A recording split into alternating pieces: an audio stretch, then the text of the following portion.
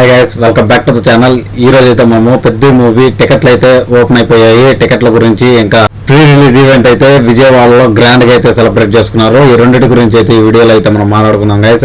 వీడియోలోకి వెళ్లే ముందు చిన్న request guys, please do subscribe to our channel and do support మీ.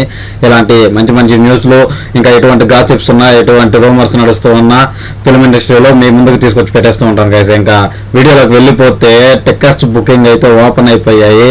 గంటకి 12,000, 8,000, 9,000 అంటూ బుక్ మై షోలో కానీ ఇంకా డిస్టిక్ యాప్ లో కానీ శరవేగంగా అయితే టికెట్లు సోల్డ్ అవుట్ అయిపోతా ఉన్నాయి. మా ఏరియాలో, మేముండేది తిరుపతిలో, మా ఏరియాలో అయితే నేను బుక్ చేసిన 5 నిమిషాల తర్వాత చూస్తే థియేటర్లు బ్లాక్ అయిపోయి ఉన్నాయి. ఇప్పటి వరకు ఉన్న టికెట్లు అయితే నేనైతే డిస్టిక్ లో బుక్ చేశాను. డిస్టిక్ లో అయితే ఫుల్ గా బ్లాక్ అయిపోయినాయి టికెట్లు అయితే. ఇంకా బుక్ మై షోలో అయితే ఇంకా నడుస్తూ ఉన్నాయి. చాలా థియేటర్లు ఉంటాయి. బుక్ మై షోలో అయితే ఇంకా టికెట్లు అయితే ఫ్రీగా ఉన్నాయి. ఇంకా ఎవరైనా బుక్ చేసుకోకపోయింటే బుక్ చేసుకున్నాను గైస్. మూవీ మీద చాలా హైప్ అయితే ఉంది. మూవీ చాలా బాగుండబోతున్నది అనేసి అని ఈ ప్రీ రిలీజ్ ఈవెంట్ లో అందరూ ప్రముఖులు అయితే చెప్పారు.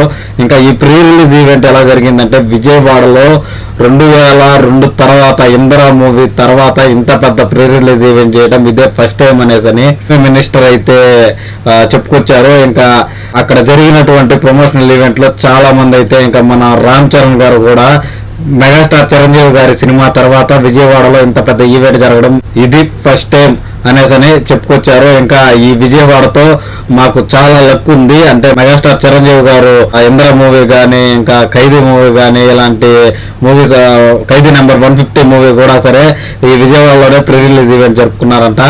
ఈ మూవీలు అయితే చాలా గ్రాండ్ గా సక్సెస్ అయ్యాయి. అదే సక్సెస్ పెద్దకి కూడా వస్తుంది అన్నట్లుగా అయితే ఆయన చెప్పుకొచ్చారు.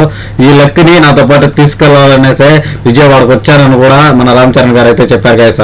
ఈ ప్రీ రిలీజ్ ఈవెంట్ హైలైట్స్ చూసుకుంటే చాలా భారీ జనంతో స్టేడియం మొత్తం నిండి పుడిసి భయంకరమైనటువంటి ఈవెంట్ అయితే కండక్ట్ చేశారు. ఇంకా షార్ట్ టైమ్ లో అయితే, అంటే 2 days పీరియడ్ లో అయితే ఇంత పెద్ద ఈవెంట్ ని గ్రాండ్ గా సెలబ్రేట్ చేసుకునే దానికి అవకాశం ఇచ్చినటువంటి సీఎం గారికి, ఇంకా మన డిప్యూటీ సీఎం పవన్ కళ్యాణ్ గారికి చాలా థ్యాంక్స్ అయితే చెప్పారు. ఇంకా మన సినిమాకి సంబంధించినటువంటి మినిస్టర్ అయితే అందరికి ఓపెన్ గా ఆఫర్ అయితే ఇచ్చేశారు. స్టూడియోస్ గానీ, ఇంకా ఎటువంటి సినిమాకి సంబంధించినటువంటి ఎటువంటి స్టూడియోస్ అయినా, ఇంకా రికార్డింగ్ థియేటర్లు అయినా కట్టుకోవాలనుకుంటే మేము సింగిల్ విండోలో మీకైతే సహకరించేదానికి రెడీగా ఉన్నాం అనేసి ఆయన చెప్పుకొచ్చాడు. మన ఆంధ్రప్రదేశ్ లో కూడా ఇంకా మీదట ఏమన్నా ఛాన్సెస్ ఉండొచ్చు ఈ ఈవెంట్ ని ఆధారంగా తీసుకొని వీళ్ళైతే దీన్ని చెప్పుకొచ్చారు. విన్న వాళ్ళు ఎవరన్నా ఆంధ్రప్రదేశ్ లో కట్టాలనుకుంటే మాత్రం ఖచ్చితంగా వాళ్ళకి సింగిల్ విండో ద్వారా అయితే ప్రభుత్వం హెల్ప్ చేస్తుందనేసి అయితే మన మినిస్టర్ గారు అయితే చెప్పుకొచ్చారు గైస్. ఇంకా నెక్స్ట్ బుచ్చిబాబు గారు కానీ, రత్నవేల్ గారు కానీ, ఇంకా మన అనంత శ్రీరామ్ గారు కానీ, ఇంకా ప్రొడ్యూసర్ గారు కానీ, మన రామ్ చరణ్ గారు అయితే ఈ మూవీని నేను ఒప్పుకోవడానికి కారణం ఏంటి అనేసి అని అడిగితే మాత్రం ఖచ్చితంగా చెప్పుకోవాల్సింది మన ఆడియన్స్, ఇంకా నా ఫ్యాన్స్ అనేసి. ఫ్యాన్స్ అయితే ఎవరెస్ట్ కి ఎత్తేసారు అని చెప్పాలి ఖచ్చితంగా. ఎందుకంటే ఎలాంటి స్టోరీ బేస్డ్ మూవీస్ తీయాలంటే గట్స్ కావాలి. ఎందుకంటే 2 transformations or 3 transformations in the movie. దీన్ని గురించి అందరూ నేను కష్టపడ్డాను అని చెప్తున్నారు.